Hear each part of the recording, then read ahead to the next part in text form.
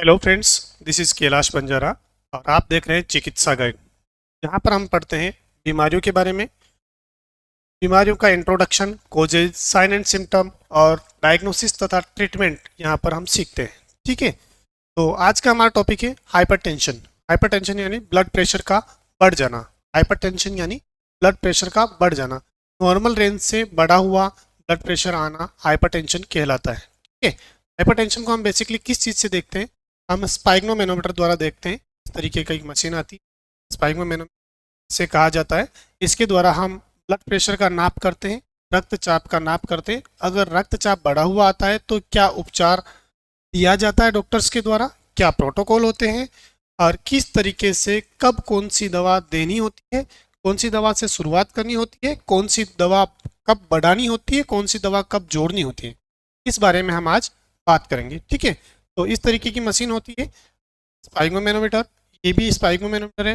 ठीक है, और ये हमारा स्टेथोस्कोप। स्टेथोस्कोप के द्वारा हम की मदद से हम भी ब्लड प्रेशर को चेक करने में ये मदद करता है। स्पाइगोमेनोमीटर था हमारा आला, ठीक है, जिसे हम हिंदी में आला कहते हैं। ठीक है, तो हम देखते हैं हाइपरटेंशन के अंदर क्या ट्रीटमेंट दिया जाता है और कैसे प्रोटोकॉल होता है, डॉक्टर्स क्या प्रोटोकॉल अपनाते हैं। ठीक है, बिना किसी देरी के हम बढ़ते हैं आगे। ठीक है, normal range of BP, normal range blood pressure की कितनी होती है, रक्तचाप की जो नॉर्मल रेंज होती है वो कितनी होती है? देखिए यहाँ लिखा है सिस्टोलिक ब्लड प्रेशर जो है 120 mm होता है एंड डायस्टोलिक बीपी जो होता है वो होता है 80 Hg, माने 120/80 mm ऑफ Hg। ये हमारा नॉर्मल रेंज होता है। ठीक है, सिस्टोलिक 120, डायस्टोलिक 80।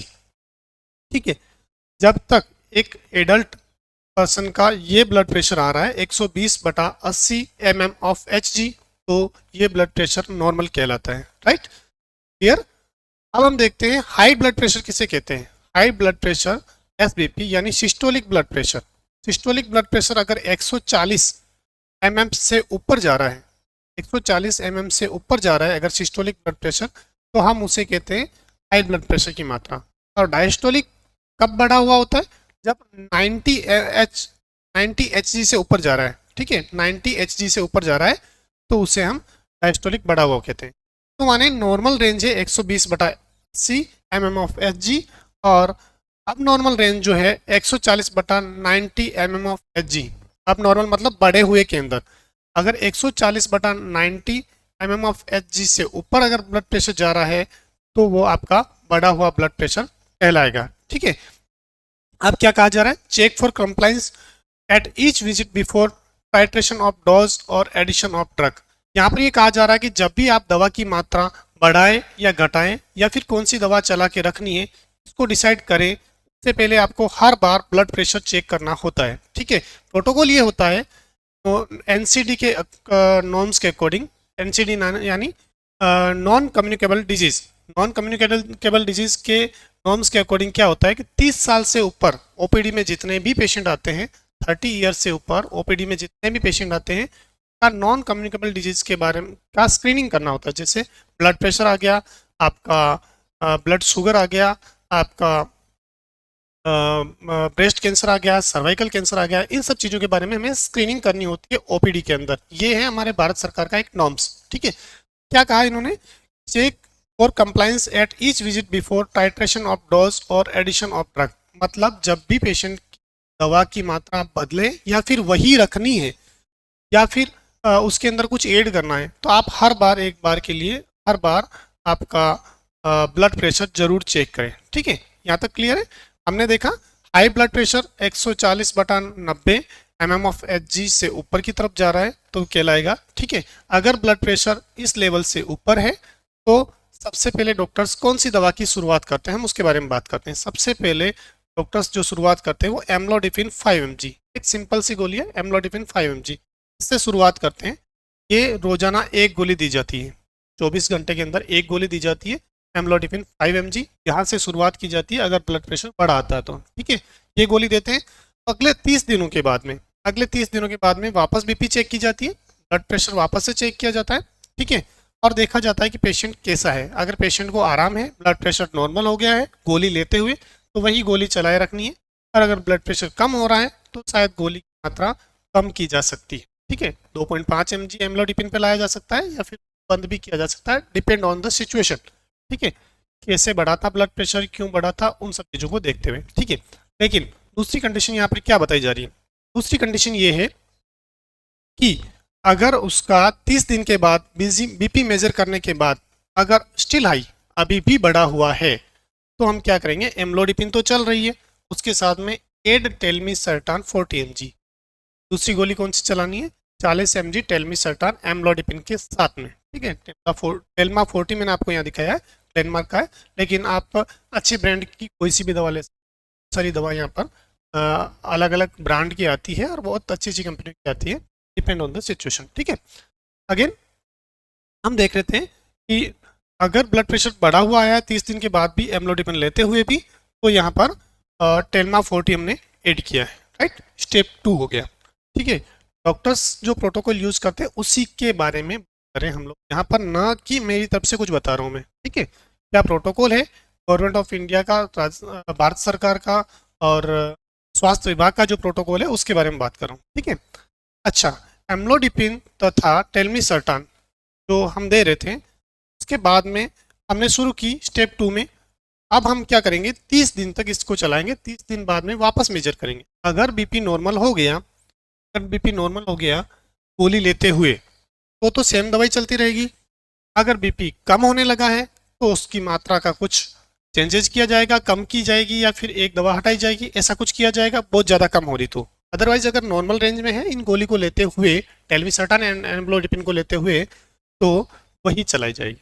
ठीक है, लेकिन स्टेप 3 पे आते हैं।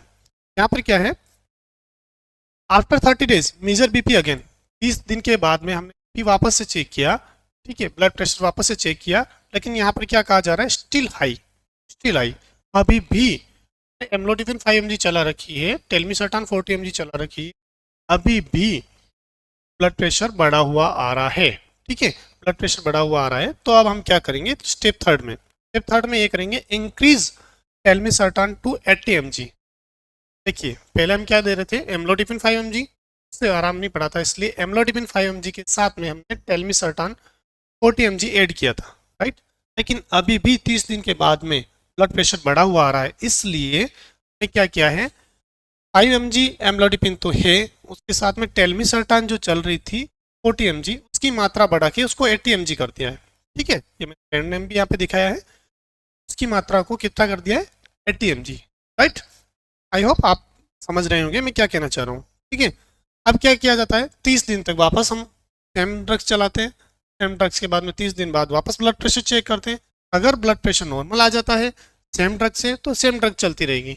अगर बहुत ज़्यादा कम हो रहा है तो देखा जाएगा कि उसमें से कोई दवा हटानी है या किसी की घटानी है, depend on the situation. Right, लेकिन अभी हम क्या देख रहे हैं कि टेलमिसर्टान 80 mg और एम्लोडिपिन 5 mg चलाने के बावजूद भी 30 दिन बाद हमने बीपी चेक किया, क्या आया, स्टिल हाई, अभी भी बढ़ा हुआ है, अभी भी बढ़ा हुआ है। तो हम क्या करेंगे, हम अब एम्लोडिपिन की मात्रा को बढ़ाएंगे। पहले क्या कर रहे थे, एम्लोडिपिन 5 mg की मात्रा दे रहे थे, टेलमिसर्टान 40 mg दे रहे थे, उसके बाद में टेलमिसर्टान को 80 mg किया एम्लोडिपिन के साथ में। ठीक है, लेकिन अब टेलमिसर्टान 80 mg तो है, अब एम्लोडिपिन की मात्रा हम 10 mg कर रहे हैं। ठीक है, तो क्या हो गया, एम्लोडिपिन 10 प्लस टेलमिसर्टान 80 mg।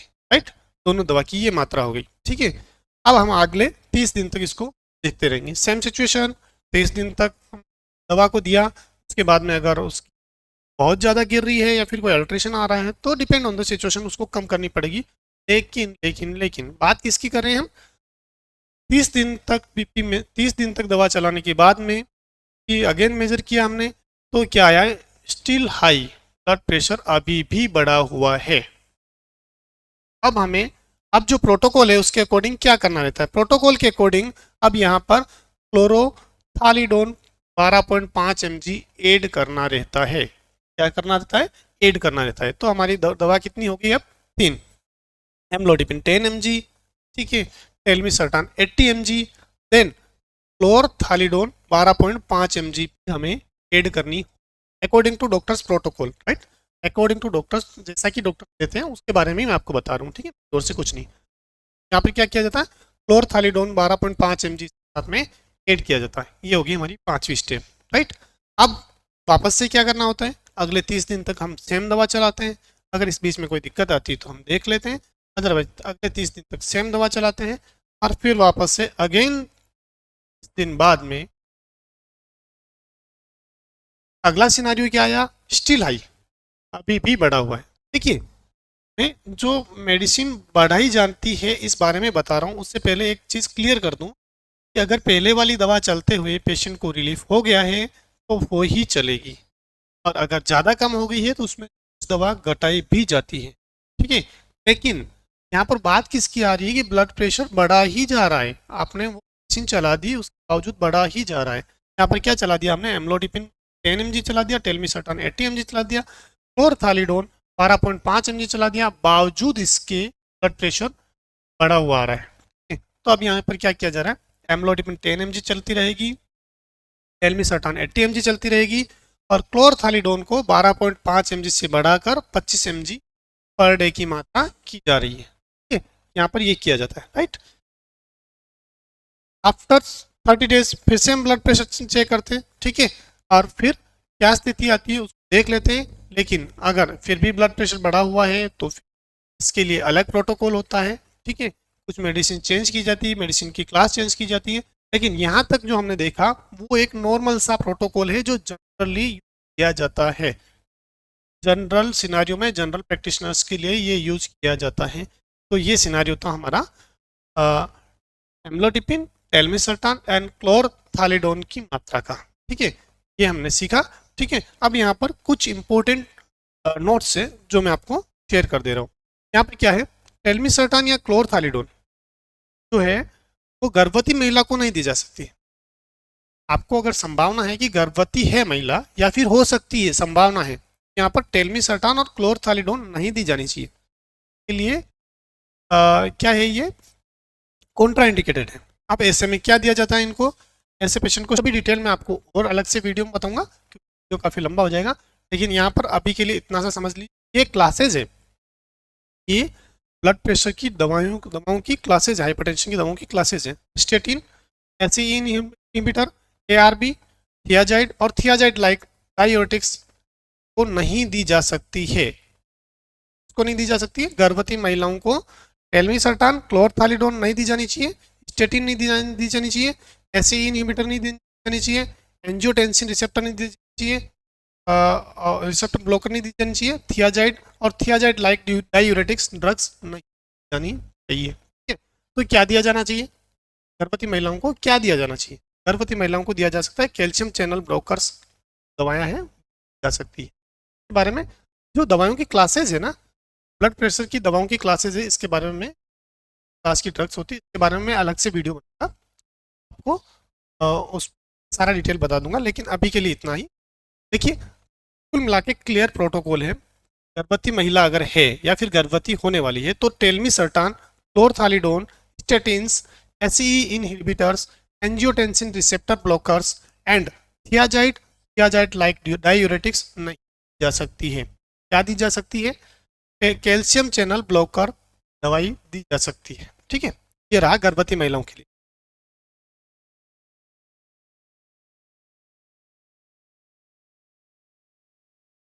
ठीक है, डायबिटीज़ का जो इलाज प्रोटोकॉल के अनुसार दिया जाना चाहिए। पिछले 3 साल में अगर दिल का दौरा पेशेंट को पड़ा हो तो प्रारंभिक उपचार में एम्लोडिपिन के साथ बीटा ब्लॉकर ऐड कर सकते हैं, ठीक है। जिन्हें हार्ट अटैक आया है तो उन्हें एम्लोडिपिन के साथ में बीटा ब्लॉकर दिया जा सकता है। और कभी हार्ट अटैक के साथ में स्ट्रोक आया हो तो लो डोज एस्प्रिन 75 mg और स्टेटिन चालू किया जा सकता है। हाई सीवीडी रिस्क वाले मरीजों में एस्प्रिन एम स्टेटिन दिया जा सकता है, एस्प्रिन एम स्टेटिन दिया जा सकता है। क्रोनिक किडनी डिजीज अगर हो तो close clinical and biochemical monitoring संभव है तो एसई इंजेक्शन और एआरबी को प्राथमिकता देनी चाहिए, ठीक है। अदरवाइज ऐसे पेशेंट्स को जनरल प्रैक्टिशनर्स को हाथ नहीं लगाना चाहिए, उनको रेफर कर देना चाहिए, ठीक है। तो ये था हमारा हाइपरटेंशन का जो है प्रोटोकॉल। हाइपरटेंशन में क्या दवाएं कब दी जानी चाहिए, किस तरीके से डॉक्टर्स करते हैं, ये था हमारा हाइपरटेंशन का प्रोटोकॉल, राइट। तो हमने सीखा। आई होप आपने हाइपरटेंशन में दी जाने वाली दवाओं के प्रोटोकॉल के बारे में अच्छे से सीखा है। आई होप आपने अच्छे से समझा होगा। ठीक है, और ऐसे ही वीडियोस हम इस चैनल पर लाते रहेंगे आपके लिए नई नई जानकारी के साथ में। ठीक है, तो बने रहिए हमारे साथ में नेक्स्ट वीडियो तक। तब तक के लिए थैंक यू, और चैनल को लाइक, शेयर और सब्सक्राइब जरूर से कीजिए।